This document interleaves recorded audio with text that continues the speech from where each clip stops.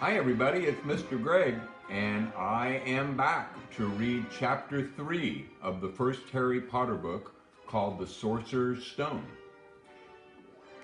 As you may remember, in chapter 2, Harry had been living with his aunt and uncle, the Dursleys, for 10 years, and they were not being very nice to him. We also heard about some of the strange things that started happening to Harry. Chapter 3 is called The Letters from No One. The escape of the Brazilian boa constrictor earned Harry his longest ever punishment. By the time he was allowed out of his cupboard again, the summer holidays had started, and Dudley had already broken his new video camera, crashed his remote control airplane, and, first time out on his racing bike, knocked down old Mrs. Fig as she crossed Privet Drive on her crutches.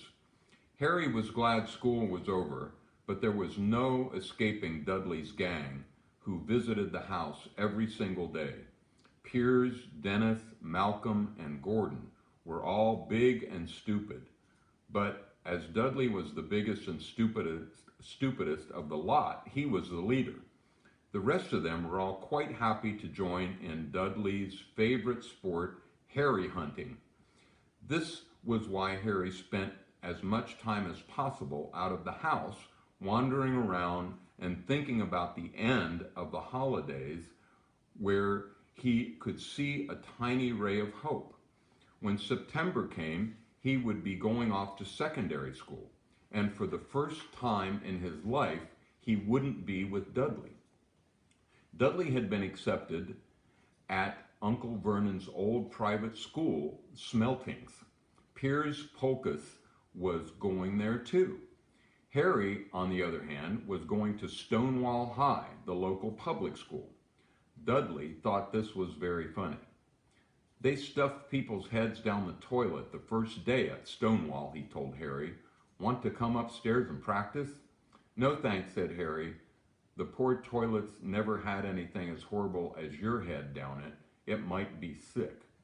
Then he ran before Dudley could work out what he had said. One day in July, Aunt Petunia took Dudley to London to buy his Smeltings uniform, leaving Harry at Mrs. Fig's. Mrs. Fig wasn't as bad as usual. It turned out she'd broken her leg tripping over one of her cats, and she didn't seem quite as fond of them as before.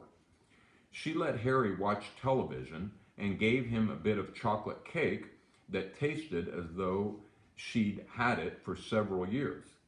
That evening, Dudley paraded around the living room for the family in his brand new uniform.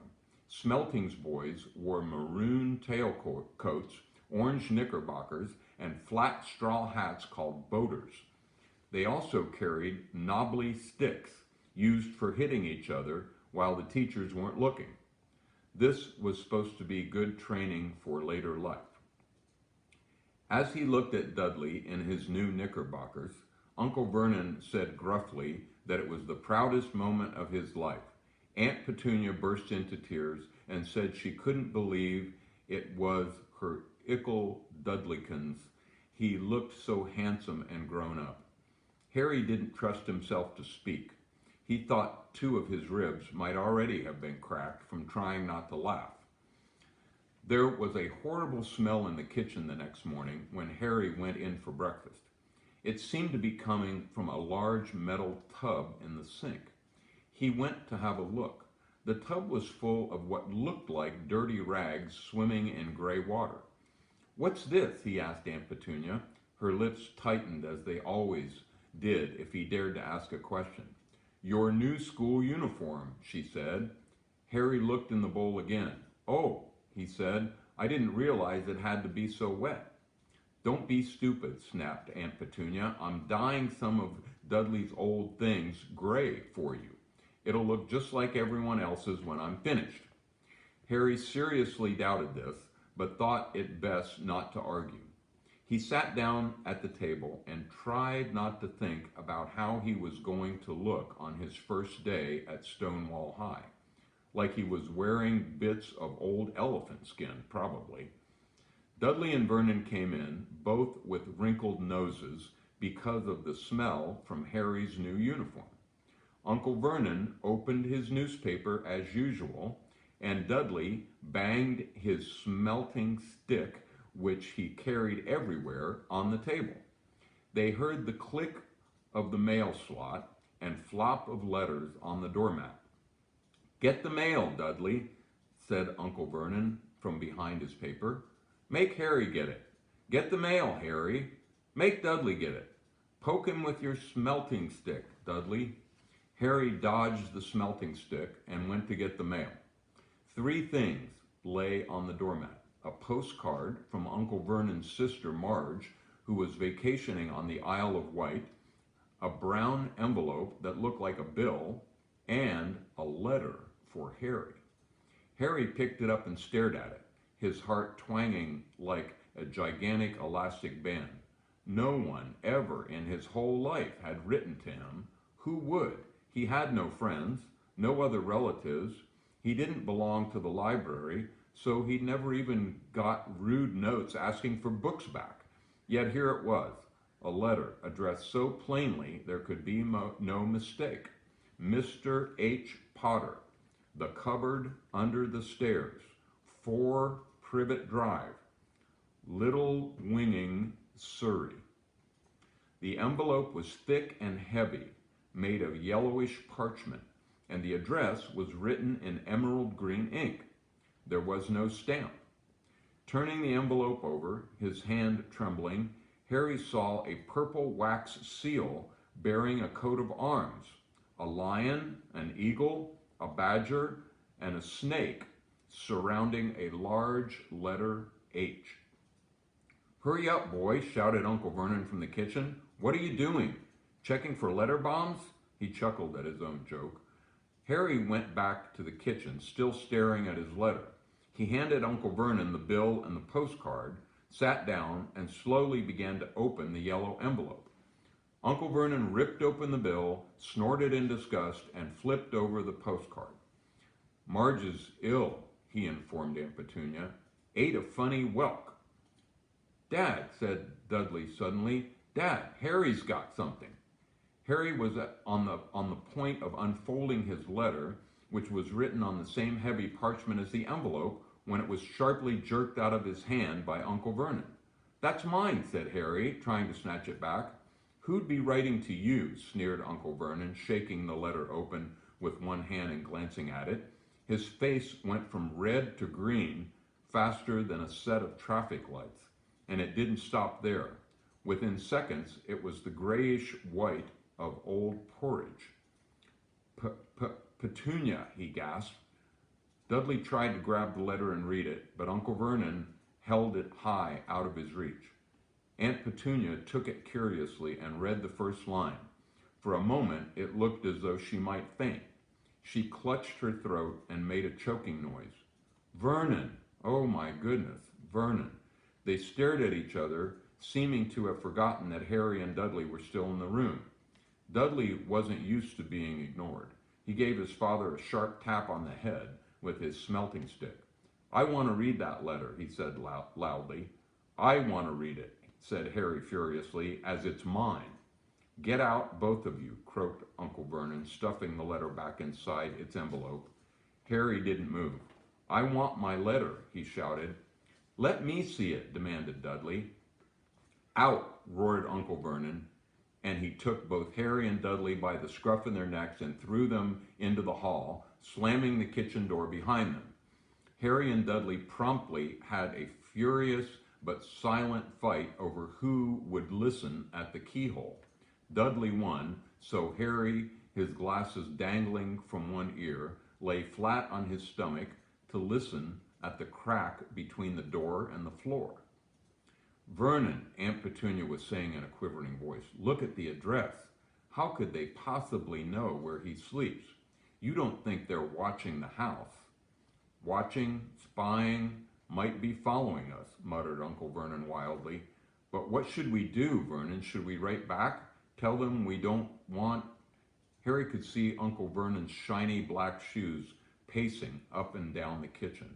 No, he said finally, no, we'll ignore it. If they don't get an answer, yes, that's best. We won't do anything. But I'm not having one in the house, Petunia. Didn't we swear when we took him in we'd stamp out that dangerous nonsense? That evening when he got back from work, Uncle Vernon did something he'd never done before. He visited Harry in his cupboard. "Where's my letter?" said Harry the moment Uncle Vernon had squeezed through the door. "Who's writing to me?" "No one. It was addressed to you by mistake," said Uncle Vernon shortly. "I have burned it." "It was not a mistake," said Harry angrily. "It had my cupboard on it." "Silence," yelled Uncle Vernon, and a couple of spiders fell from the ceiling. He took a few deep breaths and then forced his face into a smile which looked quite painful. Yes, Harry, about this cupboard. Your aunt and I have been thinking. You're really getting a bit big for it. We think it might be nice if you moved into Dudley's second bedroom." "Why?" said Harry. "Don't ask questions," snapped his uncle. "Take this stuff upstairs now." The Dursleys' house had 4 bedrooms, one for Uncle Vernon and Aunt Petunia, one for visitors, usually Uncle Vernon's sister Marge, one where Dudley slept, and one where Dudley kept all the toys and things that wouldn't fit into his first bedroom. It only took Harry one trip upstairs to move everything he owned from the cupboard to his room. He sat down on the bed and stared around him. Nearly everything in here was broken. The month-old video camera was lying on top of a small working tank Dudley had once driven over the next-door neighbor's dog. In the corner was Dudley's first ever television set, which he'd put his foot through when his favorite program had been canceled. There was a large bird cage, which had once held a parrot that Dudley had swapped at school for a real air rifle, which was up on a shelf with the end all bent because Dudley sat on it. Other shelves were full of books. They were the only things in the room that looked as though they had never been touched. From downstairs came the sound of Dudley's bawling at his mother. "I don't want him in there. I need that room. Make him get out." Harry sighed and stretched out on the bed. Yesterday, he'd have given anything to be up here. Today, he'd rather be back in his cupboard with that letter than up here without it. Next morning at breakfast, everyone was rather quiet. Dudley was in shock. He'd screamed, whacked his father with the smelting stick, been sick on purpose, kicked his mother, and thrown his tortoise through the greenhouse roof, and still he didn't have his room back. Harry was thinking about this time yesterday and bitterly wishing he'd opened the letter in the hall. Uncle Vernon and Aunt Petunia kept looking at each other darkly. When the mail arrived, Uncle Vernon, who seemed to be trying to be nice to Harry, made Dudley go get it. They heard him banging things with his smelting stick all the way down the hall. Then he shouted, "There's another one, Mr. H. Potter, the smallest bedroom, 4 Privet Drive." With a strangled cry, Uncle Vernon leapt from his seat and ran down the hall, Harry right behind him. Uncle Vernon had to wrestle Dudley to the ground to get the letter from him, which was made difficult by the fact that Harry had grabbed Uncle Vernon around the neck from behind. After a minute of confused fighting in which everyone got hit a lot by the smelting stick, Uncle Vernon straightened up, gasping for breath, with Harry's letter clutched in his hand. "Go to your cupboard. I mean your bedroom," he wheezed at Harry. "Dudley, go, just go." Harry walked around and round his new room. Someone knew he had moved out of his cupboard, and they seemed to know he hadn't received his first letter. Surely that meant they'd try again. And this time, he'd make sure they didn't fail. He had a plan. The repaired alarm clock rang at 6 o'clock the next morning. Harry turned it off quickly and dressed silently. He mustn't wake the Dursleys. He stole downstairs without turning on any of the lights. He was going to wait for the postman on the corner of Privet Drive and get the letter for number 4 first. His heart hammered as he crept across the dark hall towards the front door. Arrgh! Harry leapt into the air. He'd trodden on something big and squishy on the doormat, something alive. Lights clicked on upstairs, and to his horror, Harry realized that the big squashy something had been his uncle's face. Uncle Vernon had been lying on the floor of the front door in a sleeping bag, clearly making sure that Harry didn't do exactly what he'd been trying to do. He shouted at Harry for about a half an hour, then told him to go and make a cup of tea. Harry shuffled miserably off into the kitchen, and by the time he got back, the mail had arrived right into Uncle Vernon's lap. Harry could see 3 letters addressed in green ink. "I want," he began, but Uncle Vernon was tearing the letters into pieces before his eyes. Uncle Vernon didn't go to work that day. He stayed at home and nailed up the mail slot. "See," he explained to Aunt Petunia through a mouthful of nails, "if they can't deliver them, they'll just give up." "I'm not sure that'll work, Vernon." "Oh, these people's minds work in strange ways, Petunia. They're not like you and me," said Uncle Vernon, trying to knock a nail in with a piece of fruitcake Aunt Petunia had just brought him. On Friday, no less than 12 letters arrived for Harry. As they couldn't go through the mail slot, they had been pushed under the door, slotted through the sides, and a few even forced through the small window in the downstairs bathroom. Uncle Vernon stayed home again. After burning all the letters, he got out a hammer and nails and boarded up all the cracks around the front door and the back doors so no one could go out. He hummed Tiptoe Through the Tulips as he worked and jumped at small noises. On Saturday, things began to get out of hand. 24 letters to Harry found their way into the house, rolled up and hidden inside each of the 24 eggs that their very confused milkman had handed Aunt Petunia through the living room window. While Uncle Vernon made furious telephone calls to the post office and the dairy, trying to find someone to complain to, Aunt Petunia shredded the letters in the food processor. "Who on earth wants to talk to you this badly?" Dudley asked Harry in amazement. On Sunday morning, Uncle Vernon sat down at the breakfast table, looking tired and rather ill, but happy. "No post on Sundays," he reminded them cheerfully as he spread marmalade on his newspapers. "No letters today." Something came whizzing down the kitchen chimney as he spoke and caught him sharply on the back of the head. The next moment, 30 or 40 letters came pelting out of the fireplace like bullets. The Dursleys ducked, but Harry leapt into the air trying to catch one. "Out! Out!" Uncle Vernon seized Harry around the waist and threw him out into the hall. When Aunt Petunia and Dudley had run out with their arms over their faces, Uncle Vernon slammed the door shut. They could hear the letters still streaming into the room, bouncing off the walls and the floor. "That does it," said Uncle Vernon, trying to speak calmly, but pulling great tufts out of his mustache at the same time. "I want you all back here in 5 minutes, ready to leave. We're going away. Just pack some clothes. No arguments." He looked so dangerous with half his mustache missing that no one dared argue. 10 minutes later, they had wrenched their way through the boarded up doors and were in the car speeding toward the highway. Dudley was sniffling in the back seat. His father had hit him around the head for holding them up while he tried to pack his television, VCR, and computer in his sports bag. They drove and they drove. Even Aunt Petunia didn't dare ask where they were going. Every now and then, Uncle Vernon would take a sharp turn and drive in the opposite direction for a while. Shake 'em off," he would mutter whenever he did this. They didn't stop to eat or drink all day. By nightfall, Dudley was howling. He'd never had such a bad day in his life.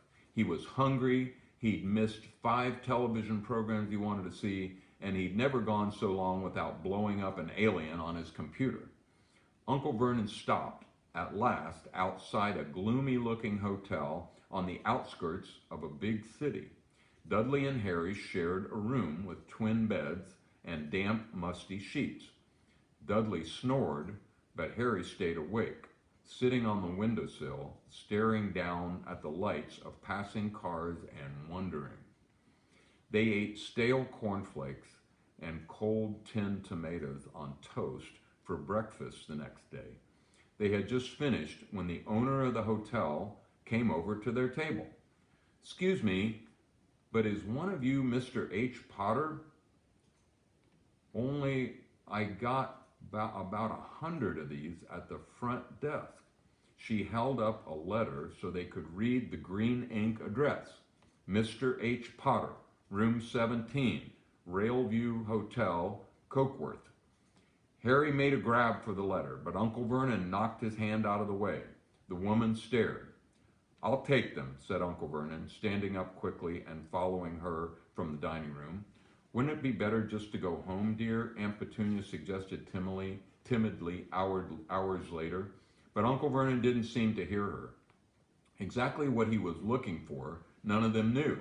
He drove them into the middle of a forest, got out, looked around, shook his head, got back in the car, and off they went again. The same thing happened in the middle of a plowed field, halfway across a suspension bridge, and at the top of a multi-level parking garage. "Daddy's gone mad, hasn't he?" Dudley asked Aunt Petunia dully late that afternoon. Uncle Vernon had parked at the coast, locked them all inside the car, and disappeared. It started to rain. Great drops beat on the roof of the car. Dudley sniveled. "It's Monday," he told his mother. "The great Humberto's on tonight. I want to stay somewhere with a television." Monday. This reminded Harry of something. If it was Monday, and you could usually count on Dudley to know the days of the week because of television, then tomorrow, Tuesday, was Harry's 11th birthday. Of course, his birthdays were never exactly fun. Last year, the Dursleys had given him a coat hanger and a pair of Uncle Vernon's old socks. Still, you weren't 11 every day.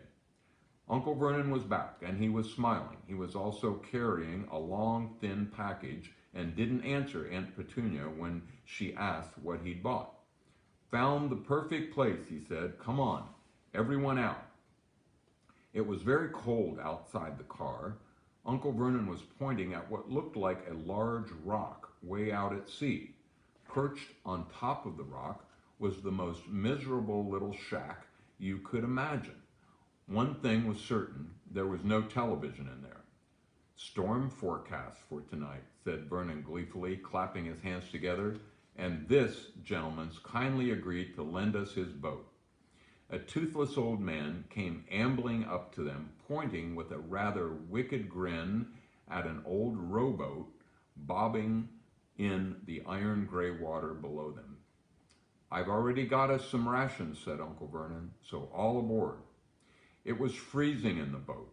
Icy sea spray and rain crept down their necks, and a chilly wind whipped their faces. After what seemed like hours, they reached the rock, where Uncle Vernon, slipping and sliding, led the way to the broken-down house. The inside was horrible. It smelled strongly of seaweed, the wind whistled through the gaps in the wooden walls, and the fireplace was damp and empty. There were only 2 rooms. Uncle Vernon's rations turned out to be a bag of chips each and 4 bananas. He tried to start a fire, but the empty chip bags just smoked and shriveled up. "Could do with some of those letters now, huh?" he said cheerfully. He was in a good mood. Obviously, he thought nobody stood a chance of reaching them here in a storm to deliver mail. Harry privately agreed, though the thought didn't cheer him up at all. As night fell, the promised storm blew up around them. Spray from the high waves splattered the walls of the hut, and a fierce wind rattled the filthy windows. Aunt Petunia found a few moldy blankets in the second room and made up a bed for Dudley on the moth-eaten sofa. She and Uncle Vernon went off to the lumpy bed next door, and Harry was left to find the softest bit of floor he could and to curl up under the thinnest, most ragged blanket. The storm raged more and more ferociously as the night went on. Harry couldn't sleep. He shivered and turned over, trying to get comfortable, his stomach rumbling with hunger. Dudley's snores were drowned out by the low rolls of thunder that started near midnight. The lighted dial of Dudley's watch, which was dangling over the edge of the sofa on his fat wrist, told Harry he'd be 11 in 10 minutes' time. He lay and watched his birthday tick nearer, wondering if the Dursleys would remember at all, wondering where the letter writer was now. 5 minutes to go. Harry heard something creak outside. He hoped the roof wasn't going to fall in, although he might be warmer if it did. 4 minutes to go. Maybe the house in Privet Drive would be so full of letters when they got back that he'd be able to steal one somehow. 3 minutes to go. Was that the sea slapping hard on the rock like that? And 2 minutes to go. What was that funny crunching noise? Was the rock crumbling into the sea? 1 minute to go, and he'd be 11. 30 seconds. 20. 10. 9. Maybe he'd wake Dudley up just to annoy him. 3, 2, 1. Boom! The whole shack shivered, and Harry sat bolt upright, staring at the door. Someone was outside, knocking to come in.